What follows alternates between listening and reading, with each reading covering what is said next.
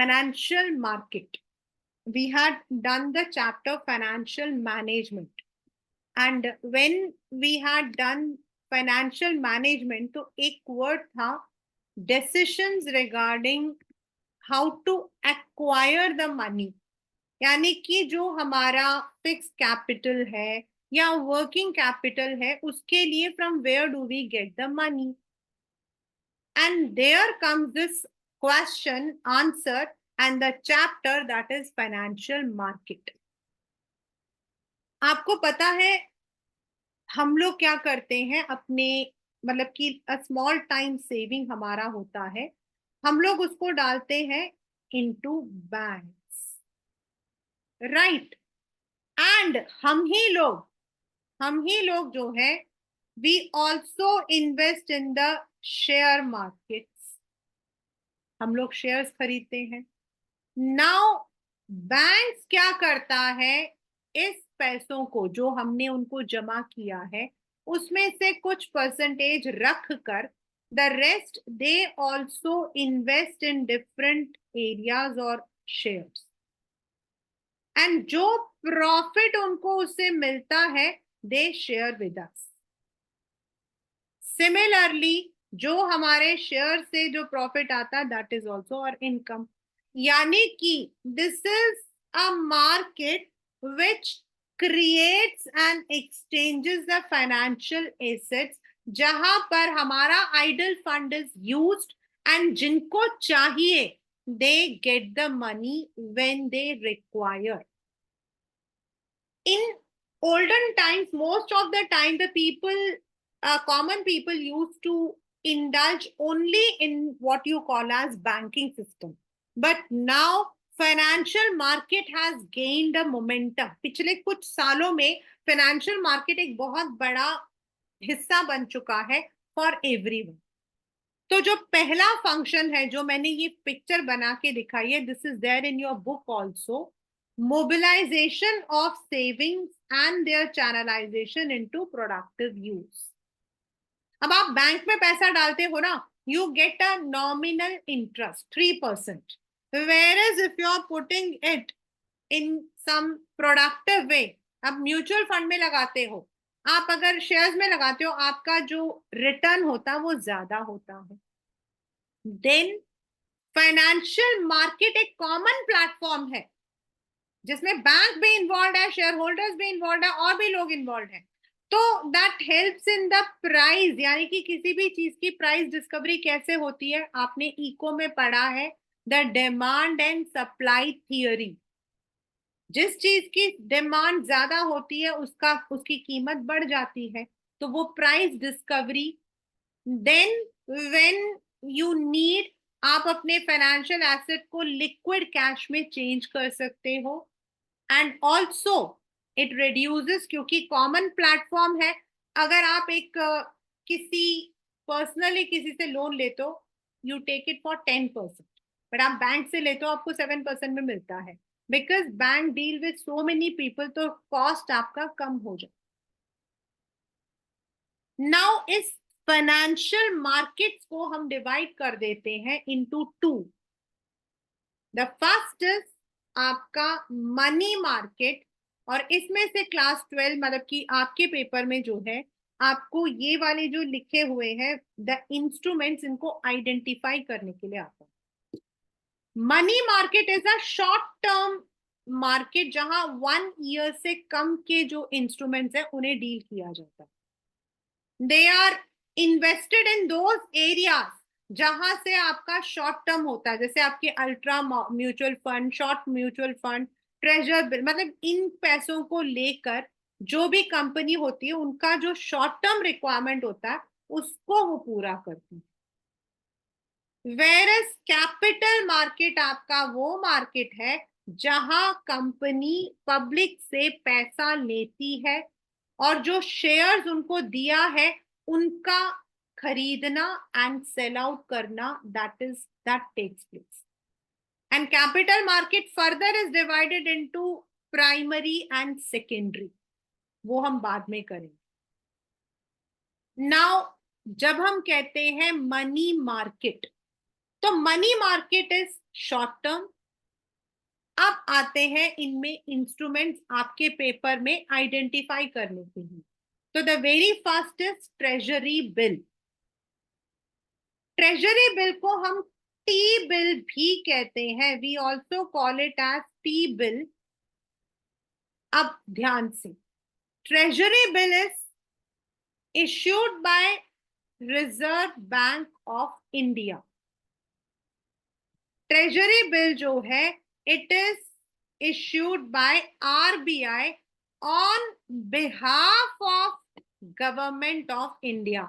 जो government of India को जब पैसों की जरूरत होती है, छोटे छोटे bonds, they are ultra short bonds होते हैं, तो उनके थ्रू टी बिल्स को इश्यू किया जाता। नॉर्मली इनकी जो कीमत होती है 5,000, यानी कि अगर आपके पास 5,000 है, you can buy one bill. It is in the multiples of 5,000। It's a short term fund. इनकी इसकी जो मतलब ब्यूटी क्या है, they are issued at discount. मतलब अगर आपको जो है the government wants to give you 20 rupees, तो वो आपसे 980 रुपीज लेगी और आपको वापस 1,000 रुपीज देगी। तो वो जो 20 रुपीज उसने कम दिए ना, that is your interest you have earned. That is आपका T bill, and T bill is government of India scheme. Second is commercial bill. Commercial bills को हम लोग जो है बिल ऑफ एक्सचेंज भी कहते हैं। एंड जो बिल ऑफ एक्सचेंज होता है, this is between two traders, two businessman, जहां पर they make an agreement for a short period of 3 months और मैक्स टू मैक्स 6 months, जहां पे they have to pay that amount, they get that. और commercial bills हम लोग जो है bill of exchange import export में भी बहुत यूज करते हैं। Third is commercial papers. Now आपका जो कमर्शियल पेपर है, दिस इज इन मतलब कि issued by large corporate companies. बड़ी बड़ी क्रेडिट वर्दी कंपनीज जो है वही इश्यू करती हैं। It is not issued by normally small companies, छोटी कंपनीज इसको नहीं करती हैं। कमर्शियल पेपर को हम लोग ब्रिज फाइनेंसिंग भी कहते हैं। जब किसी बड़ी कंपनी को आईपीओ यानी कि शेयर्स मार्केट में लाना है, उसके लिए उससे पहले जो उसको अंडर राइटर्स, प्रोस्पेक्टस वगैरह के लिए जो फ्लोटेशन कॉस्ट के लिए जो पैसा चाहिए होता है, उस पैसों को वो कमर्शियल पेपर के थ्रू जो है मार्केट से लेते हैं। It is also called as bridge financing, and it is normally used only by the large corporate companies या जिन कंपनीज का क्रेडिट स्कोर बहुत अच्छा होता है। The next is call money. Call money आपका जो है it is for the banks. ये इंटर बैंक ट्रांजैक्शन है। Now the banks have to maintain a CRR. CRR मतलब they have to maintain the cash reserve ratio. उनको 15% cash reserve ratio रोज का रखना पड़ता है। एंड आरबीआई जो है वो अगर वो नहीं करते हैं तो दे पुट द पेनाल्टी। तो इसे मतलब कि मेंटेन करने के लिए बैंक्स, अगर उनके पास कभी कभी क्या होता है, लेने वाले ज्यादा होते हैं, देने वाले कम होते हैं, तो they take the loan from another bank. और ये जो रेट होता है ना, दे आर हाईली वोलेटाइल। ये पेपर में आता है। वोलेटाइल मतलब बहुत फ्लक्चुएट करता है। This may be for 1 hour के पहले जो था वो बाद में ना हो। There is no fixed rate, it depends upon the demand, and it is for 15 days का आपका पीरियड होता है। 1 से 15 डेज के बीच का पीरियड होता है जब बैंक्स दूसरे बैंक से अपने सीआरआर को मेंटेन करने के लिए पैसा लेते हैं। Last but not the least is certificate of deposit. Certificate of deposit is just like the fixed deposit, जहां पर कंपनीज पब्लिक से सर्टिफिकेट देती है and for a period of 3 months 6 months maximum, ऐसा मतलब कि they take money from the public and they have to return. इसमें जो आपका इंटरेस्ट रेट होता है that is higher than FD. FD में आपका 6 months के लिए 5% इंटरेस्ट होता है और इसमें आपका 8% 10% होता है. तो इसीलिए पब्लिक जो है वो सर्टिफिकेट ऑफ डिपॉजिट में देती है, but it is not very reliable, क्योंकि छोटी छोटी कंपनीज को मतलब कि commonly people don't trust. So these are the money market instruments: call money, treasury bill, commercial bill, certificate of deposit and commercial papers. I have taken the names, मतलब मैंने जो आपको करवाया है that is according to the book. First is T-bill, then commercial paper, then आपका call money, then आपका certificate of deposit, then commercial bills है in the book. Next is आपका capital market. कैपिटल, अब आप देख सकते हो द वर्ड कैपिटल मतलब जब हम कहते हैं कि we have to acquire money for investment,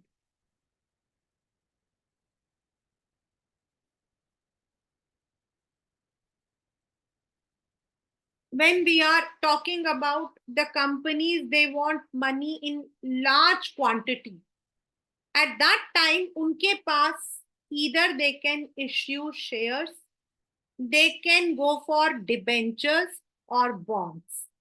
Debenture and bonds are loan capital and shares आपका इक्विटी कैपिटल. तो अब आपके जो कैपिटल मार्केट है उसके अंदर आपके दो मार्केट होता है. एक होता है प्राइमरी, जहां company directly to the shareholder shares को इश्यू करती है. वो शेयर्स के लिए एडवर्टीजमेंट देती है through different ways and then they take the money from the, पहले सबसे पहले एप्लीकेशन लेती है. इफ दे गेट 90% उनको एप्लीकेशन मिल जाता है, then they issue the shares to those shareholder. उसका तरीका अलग अलग होता है. सबसे कॉमन आजकल क्या है, इलेक्ट्रॉनिक मीडिया है, नहीं तो न्यूज़पेपर में एड आता, but there are other ways also. ये एक ही एरिया है जहां कंपनी डायरेक्टली शेयर होल्डर के साथ लेना देना है. वी आर बाइंग द मतलब कि share directly from the company. इसमें आपके जो फ्लोटेशन है वो है पहला पब्लिक इश्यू, यानी कि न्यूज़पेपर के अंदर एड देना that the company is going public and it wants to raise this much of capital. उनके एक शेयर की इतनी कीमत है, मिनिमम इतना सब्सक्रिप्शन होना चाहिए, पिछले 5 साल कंपनी का क्या रिकॉर्ड रहा है, इस पैसे को वो कहां से यूज करेंगे, ऑल द. तो ये सारा आपका जो है they give in the newspaper and you can apply. Second is offer for sale. Now offer for sale and private placements आपके होते हैं जहां पर देर आर मतलब कि ऑलरेडी एग्जिस्टिंग फाइनेंशियल कंपनीज होती हैं एंड उनको जो है वो लोग ऑफर करते हैं when at a lower cost, क्योंकि न्यूज़पेपर में ऐड देते हो तो वो बहुत महंगा पड़ता है. Instead they give it through other area like private placement. Private placement का मतलब हो जाता है आपकी कंपनीज होती है, financial companies, and they buy these shares at a lesser rate. वो लोग क्या करते हैं, कम दाम में, अगर मान लो आपने अपने शेयर की कीमत 50 रुपए रखी है, they would buy it for 30 rupees and then they would sell when the market is good. And offer for sale होता है when they are providing opportunity to the investors. उनको ऑफर करते हैं to invest in their company directly, जहां पे promoters जो है दे मतलब कि अपना ट्रांसपेरेंटली एक एक्सचेंज मैकेनिज्म बनाते हैं। Next is rights issue. Rights issue का मतलब होता है अगर आप एग्जिस्टिंग शेयर होल्डर हो, if you are an existing shareholder, मान लो आप एक कंपनी में काम कर, आपके पास एक कंपनी के शेयर्स हैं, any company, and they are again raising money, या फिर वो दूसरे किसी प्रोजेक्ट के लिए दे आर रेजिंग मनी, तो what they would do is, वो जो एग्जिस्टिंग शेयर होल्डर्स है, चाहे आप दूसरी कंपनी के हो, लाइक रिलायंस इंडस्ट्रीज के अलग अलग है, रिलायंस आपका पेट्रोकेमिकल्स भी है, रिलायंस आपका टेक्सटाइल्स भी है, say may be they are going for Reliance textiles के लिए उनको चाहिए, तो वो कहेंगे अगर आपके पास एग्जिस्टिंग शेयर्स है, से यू हैव 100 शेयर्स, तो they will give you proportionate, अगर आपके पास 2 शेयर्स हैं तो हम उसके बदले 1 देंगे, यानी कि आपके पास 100 शेयर्स है तो you can bye 50 shares of the other, जो दूसरी वाला नया वाला at a discounted price, at a discounted price, that is rights issue, यानी कि एग्जिस्टिंग शेयर होल्डर्स को राइट होता है। Public issue, newspaper, offer for sale, जो आपके बिडिंग हाउसेस होती हैं, मतलब जो इंटरमीडियरीज होते हैं, ब्रोकर्स होते हैं, उनको कंपनी सेल कर देती है at a discounted price, and private placements आपके स्पेशल फाइनेंशियल इंस्टीट्यूशंस होते हैं, उनको सेल आउट करती है। राइट्स इश्यू होता है एग्जिस्टिंग शेयर होल्डर्स को डिस्काउंटेड प्राइस में प्रोपोर्शनेट में सेल आउट करना, क्योंकि मार्केट में सेल करोगे आपको पूरा you have to go through many procedures. Last but not the least is EIPO, जो आजकल है, पेटीएम है, आप जितने भी आपके बैंक हैं, they are also having the demat, आप उसके थ्रू भी खरीद बेच सकते हो। तो इनके थ्रू डायरेक्टली जो कंपनीज है, they interact and they sell out their shares. Once you have bought the shares, आपने एक बार शेयर खरीद लिया, उसके बाद दैट शेयर्स, अब आपके पास शेयर्स आ गए हैं, now they are in their demat account, आपके डीमैट अकाउंट में है, तो अब क्या होगा, अब आपको बाद में you want to sell that share, अब आप उस शेयर को सेल आउट करना चाहते हो, तो कहां सेल आउट करोगे, अब आप कंपनी के पास डायरेक्टली नहीं जा सकते, लो भाई अपना शेयर ले लो। Now comes the secondary market. Secondary market को हम स्टॉक एक्सचेंज भी कहते हैं। जो आपका एग्जिस्टिंग शेयर्स हैं, उनको आपने और खरीदना है, या आप अपने शेयर्स को बेचना चाहते हो, you can do it. It creates a liquidity, यानी कि you can sell and you can get the cash. आपका प्राइमरी मार्केट कहीं लोकेटेड नहीं है, जब कंपनी चाहती है it want to go public, तब प्राइमरी मार्केट का फंक्शन होता है, लेकिन कैपिटल मार्केट है, sorry, secondary market has a geographical location, like आपका Bombay stock exchange, Delhi stock exchange, Bhopal stock exchange, मतलब you have the stock exchanges, NSE, BSE। it helps in creating new investment, it gives you many ways how to trade the stocks।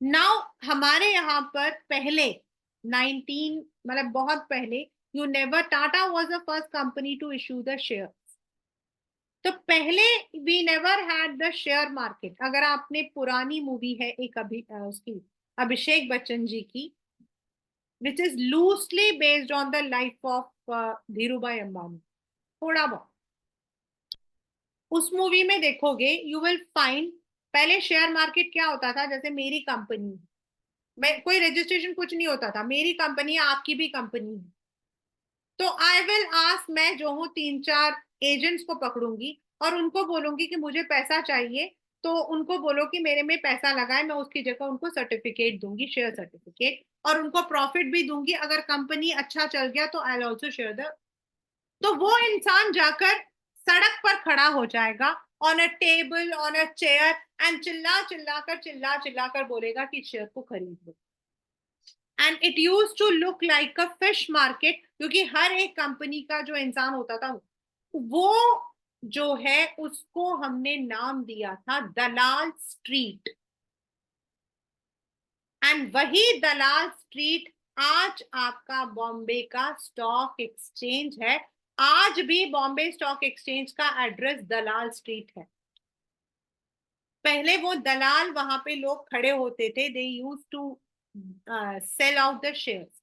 But now we have a proper building. It is now one of the barometer for economic development. It is now recognized आपका proper. और वहां पर shares जो है उनको shares, debentures, bonds खरीदे या बेचे जाते हैं. And now also through the online we can buy or sell the shares and debentures. So what do the stock exchanges do? पहला, दे आर द मार्केट जहां पर हम अपने एग्जिस्टिंग शेयर्स को, बॉन्ड्स को बेच या खरीद सकते हैं. Because it deals with buying, sharing, और तो कहीं ना कहीं it also helps in determining the price of the security.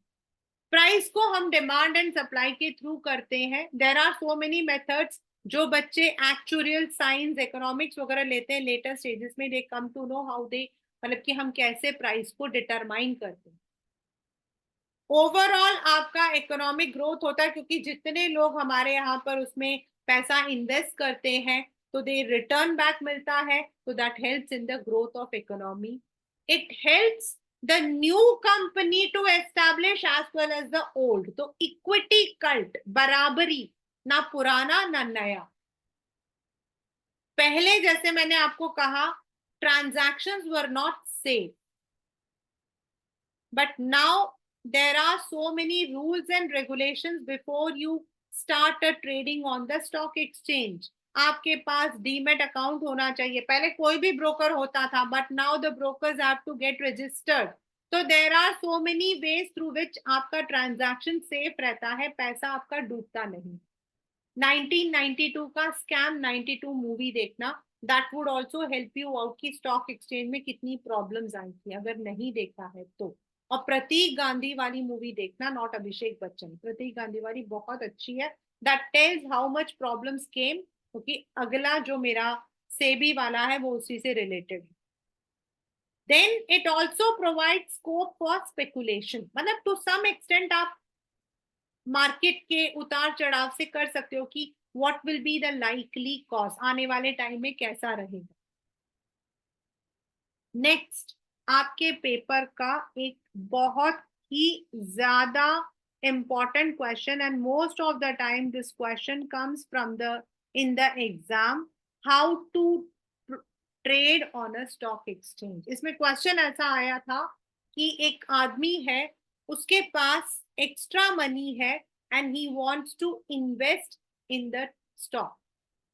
तो व्हाट इज द प्रोसीजर. कई बार आपको जो है स्टार्टिंग के 3 दे दिए जाते हैं and you may be asked to write the next 6, और sometimes it may be the complete. तो सबसे पहले बच्चा, before we start the procedure, आज की डेट पर if you want to trade, you want to buy, you want to sell, you want to do anything, पहले क्या होता था, हमारा फिजिकल शेयर होता था, यानी कि पेपर पर. उन शेयर्स की सबसे जो नुकसान होता था, ये एग्जाम में भी आता है, वो ये था कि शेयर्स गुम जाते थे, मिसप्लेस हो जाते थे. अब उस शेयर में ये नहीं लिखा होगा that this share belongs to Rama, उसमें लिखा होगा टू हुज एवर, मतलब जो इसका बियरर है. तो बियरर अगर मुझसे गुम गया, जिसके पास गया वो शेयर उसका हो जाएगा. एंड ऐसे कई केसेस मेरे सामने हुए हैं जिनको लोगों को शेयर्स मिले थे and they became Crorepati. But उस मतलब कि दूसरा, कई बार लोग उसमें फोर्जिंग करेंगे, उसमें चेंज कर देंगे and then they might misuse. इन सब चीजों को कम करने के लिए स्टॉक एक्सचेंज जो है, it had regulated that every stock now should be bought through the online procedure, और उसके लिए आपको सबसे पहले जो बनाना पड़ता है वो है अ डीमैट अकाउंट। और डीमैट का पूरा फॉर्म है डीमटीरियलाइजेशन, यानी फिजिकल शेयर को इलेक्ट्रॉनिक फॉर्म में चेंज करना। जैसे हम फिजिकल बुक को पीडीएफ बनाकर इलेक्ट्रॉनिक करते हैं, वैसे फिजिकल शेयर्स को इलेक्ट्रॉनिकली बाय या सेल करना। पहले हम उसको फिजिकली करते थे, अब क्या है, इवन अगर आपके पास फिजिकल है, आपको उसे इलेक्ट्रॉनिकली मतलब कि यू कैन चेंज। तो फिजिकल शेयर जो है उसको मतलब कोई भी शेयर खरीदना या बेचना हो, first you need to have a demat account. उसके लिए you can choose any broker, मतलब यहाँ जो ब्रोकर है, broker can be any bank और एनी फाइनेंशियल इंस्टीट्यूशन। देन आपका एक सेविंग्स अकाउंट अलग होता है और एक आपका डीमैट अकाउंट होता है। और डीमैट अकाउंट के अंदर आप जो हो अपना अकाउंट बनाते हो, जहां आपने जो शेयर्स खरीदे हैं वो दिखाई देंगे, उनकी कीमत दिखाई देगी। एंड अगर इफ यू हैव सोल्ड, किस दिन बेचा है, आपके अकाउंट में कितना पैसा वो दिखाई दे।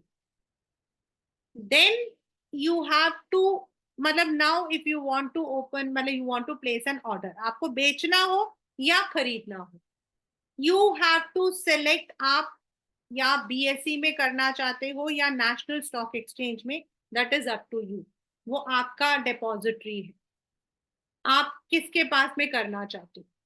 देन से यू हैव, आपको जो है you have to, you want to buy the share of X company, आप एक कंपनी का शेयर खरीदना चाहते हो। नाउ आप अपने ब्रोकर को, जो आपका ऑनलाइन ब्रोकर है, यू मे राइट, मतलब आपके उसमें ही लिखा हुआ होता है, जिसमें लिखा होता है अगर आप ट्रेडिंग कर रहे हो आपको कितने अमाउंट, मान लो अभी आपने अभी ओपन किया एंड इट इज शोइंग उस कंपनी का शेयर जो है इस वक्त 100 रुपीज का, लेकिन यू वांट कि वो 90 रुपीज में आए तो मैं खरीदू, तो you can tell the broker to block that अगर वो 90 या 95 में आ जाए। जो ब्रोकर होगा वो अपने एंड में, वो ब्रोकर अपने एंड में, उसका जो कंप्यूटर है that would be linked to the stock exchange, और स्टॉक एक्सचेंज में जो भी हो रहा है that would be reflecting, because he is a broker, he has a unique code number. और जैसे ही वो उस अमाउंट में आएगा, जैसे आपने 92 बोला, इमीडिएटली जैसे ही वो मैच होगा, ही वुड, मतलब कि वो वहां पर ब्लॉक हो जाए, and then he would communicate to you, आपको वो एक कॉन्ट्रैक्ट नोट इश्यू करेगा दैट मैंने ब्लॉक कर दिया है 92 रुपीज में इतने shares. Now you have to pay the money. तो आप जैसे ही अपने एंड से पेमेंट उसको दोगे, वो शेयर्स आपके मतलब कि डीमेट अकाउंट में रिफ्लेक्ट होंगे and that would be pay out day. And according to stock exchange it is T+2 transaction trading +2 days, जो आपके पेपर में भी आता है T+2। टी मतलब ट्रेडिंग और 2 दिन, आज है वेडनेसडे, तो मैक्स टू मैक्स अगर आज आपने बोला है तो बाय फ्राइडे आपके अकाउंट में शेयर्स रिफ्लेक्ट होने चाहिए। एंड अगर आपने शेयर को बेचा है तो बाय फ्राइडे द अमाउंट, जो पैसा है वो रिफ्लेक्ट होना चाहिए। So that is called as the T+2 का circulation, which is important. मतलब कि otherwise the broker is penalized. Saturday, Sunday we don't have the stock exchange. Stock exchange morning 9:33 पे start होता और 3:50 तक खत्म हो जाता। तो whatever you are buying और selling वो उसी दिन होता, उसी टाइम के बीच में। एंड अगर आपने फ्राइडे को खरीदा है तो सैटरडे संडे आपका 2 days नहीं माना जाता है, वर्किंग डेज को माना जाता है। देन दैट मीन्स आपका मंडे एंड ट्यूसडे माना जाएगा। तो this is the rules for stock exchange. Now we are also having the stock exchange on our own mobiles. हमें किसी ब्रोकर के थ्रू ना करके हम डायरेक्टली अपने मोबाइल के थ्रू जो ब्रोकर्स है नाउ दे आर ऑनलाइन, तो we can even do it on our own also. This is the trading procedure. इसको आप अच्छे से रट लेना, because this comes in the exam. हो सकता है आपको फर्स्ट 3 या 4 दे दिया जाए और बाकी आपको लिखने को आए. ये तो था what is capital, financial markets, what is money market, what is capital market. Capital में primary and secondary.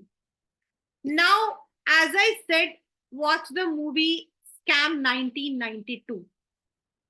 If you watch that movie, you would come to know that there were some irregularities in the stock exchange. कई लोगों ने stock exchange का जो है गलत फायदा उठाया था. जैसे प्राइस को जानबूझकर ज्यादा कर देना, not to name, but if you watch the movie, आपको जरूर वॉच करनी चाहिए उस मूवी को. If you have not watched, it is a must watch for all of us. And कुछ कंपनीज जिनकी कीमत 10 रुपए भी नहीं थी, उनके शेयर्स को ऐसे रिग मतलब उनकी प्राइस को बढ़ा दिया गया to 300, 350. And later on that, मतलब कि the company went bankrupt and this people lost all their money. Many even committed suicide.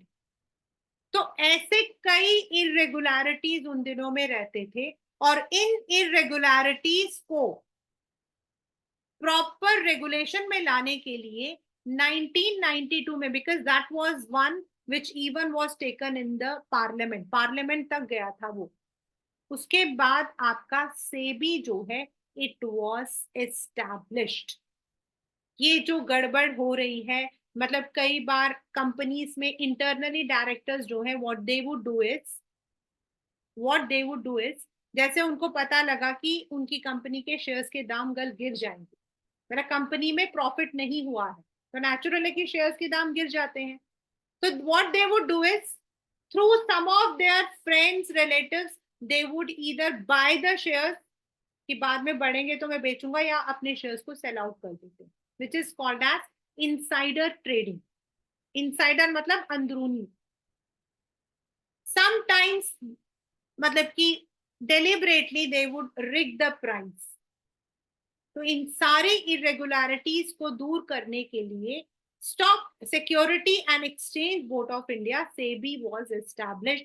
ये पेपर में कई बार आता है एज अ 1 मार्कर क्वेश्चन. उसका मेन था कि जो स्टॉक एक्सचेंज में इरेगुलरिटीज है उन्हें ठीक करना, इन्वेस्टर्स को प्रोटेक्ट करना, जो माल प्रैक्टिसेस है उनको चेक करना, और जो ब्रोकर्स अपनी मर्जी से काम करते हैं उनको कंट्रोल करना, उनको रजिस्टर करना. ये वाला जो पोर्शन है, this comes into 3 portion. Identify the function performed by one of the, या identify the function perform by SEBI. और आपके 3 फंक्शंस हैं, regulatory, developmental and protective. Regulatory मतलब रूल्स एंड रेगुलेशंस लेकर आना, यानी जो ब्रोकर्स हैं, पहले कोई भी होता था, नाउ ब्रोकर्स, सब brokers have to register themselves, they get a unique ID, they have to, जो आपके इन्वेस्टमेंट स्कीम्स है लाइक म्यूचुअल फंड वगैरह, उनको भी रजिस्टर करवाना. रेगुलेशंस, अगर एक कंपनी दूसरी कंपनी को टेक ओवर करती है, most of the time what happened is, companies अपने ट्रांजैक्शंस को छुपा देती है. तो there should be proper regulation, जिससे कि खरीदने वाला और बेचने वाला दोनों company, they should not be in loss. Time to time inspection करना, ऑडिटिंग करना, इंक्वायरीज करना अगर उनके पास कोई कंप्लेन आया है, फीस चार्ज करना फॉर मतलब कि दीज, ये जो सारे जितने भी काम है उसके लिए. डेवलपमेंटल में दे डेवलप, यानी give the training to the broker, जो ब्रोकर्स को रजिस्टर किया है उनको ट्रेनिंग करना, रिसर्च करना, एंड कैपिटल मार्केट के लिए नई चीजें डेवलप करना. याद रखना, ये जो मैं बोल रही हूँ ना, these are the key words which come in the exam. Last but not least is the protective, यानी कि इन्वेस्टर्स के प्रोटेक्शन. और इन्वेस्टर को कैसे प्रोटेक्ट करते हैं? By prohibiting the fraud and unfair trade practices. जैसे मैंने बताया कि माल प्रैक्टिसेस होती है, इनसाइडर ट्रेडिंग होती है, उनको मतलब कि उनको देखना. एंड इन्वेस्टर्स के प्रमोशन के लिए time to time they give many, मतलब दे गिव, जो है जागो ग्राहक जागो करके जैसे कंज्यूमर में देते हैं, they give so many advertisements. They try to regulate. अभी पीछे हुआ था, देयर वर मेनी कंपनीज जिनका तो वो प्रोटेक्ट करते हैं हमारे पैसों को. लाइक पेटीएम बैंक का हुआ था. तो इन्वेस्टर्स के पैसों को प्रोटेक्ट करना so that they are not in loss. As I said कि there was a time when many people loss. अब थोड़ा बहुत लॉस प्रॉफिट होगा, but companies now can not fool you, जो पहले होता था. तो SEBI keeps a watch, and that is why we say SEBI is the watch dog of stock exchange. ये पेपर में आपके आता है, आया हुआ है. Why it is called as a watchdog? Because it watches the function. उसमें आपको ये तीनों functions लिखने हैं. रेगुलेट करता है, रूल्स बनाता है ब्रोकर्स के लिए, कंपनीज के लिए, टेक ओवर कंपनीज के लिए, डेवलप करता है, रिसर्च करता है, फ्लेक्सिबल अप्रोचेस केयर करता है, इंटरमीडियरीज को मतलब की ट्रेनिंग देता है, एंड इन्वेस्टर्स को प्रोटेक्ट करता है from mall practices inside trading, rigging and all other mall practice. So this is what we call as financial markets. Overall, आपका money market, short-term market, which is only for a period of less than 1 year, and capital market जो आपका gain करता shares, debentures and bonds के through. There are, मतलब कि under capital market you have the primary and secondary. आपके paper के अंदर money market and capital market में difference, primary and secondary market में डिफरेंस आ सकता है. देन आपका स्टॉक एक्सचेंज का जो ऑनलाइन ट्रेडिंग प्रोसीजर है वो आ सकता है. एंड सेबी का objective and its functions are very important.